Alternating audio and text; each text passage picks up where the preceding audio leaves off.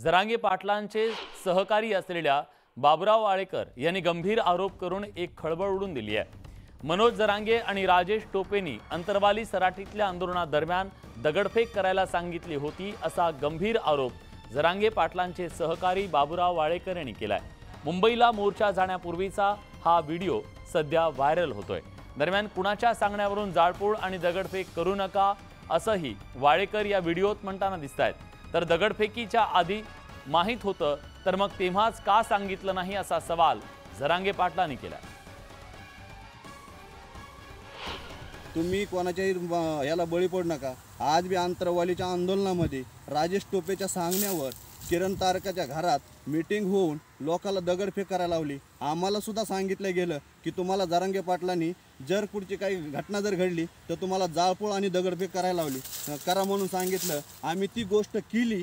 307 सारखे गुन्हे दाखल झाले। आज आम्ही त्या गुन्ह्यामध्ये आज जरी आमची जामीन झाली असली तरी भविष्यात आम्हाला ह्याचा त्रास आहे। आणि आज मुंबईला बी आज जे मुंबईला बी चालले त्या मुंबईमध्ये बी ही घटना घडण्याची शक्यता आहे।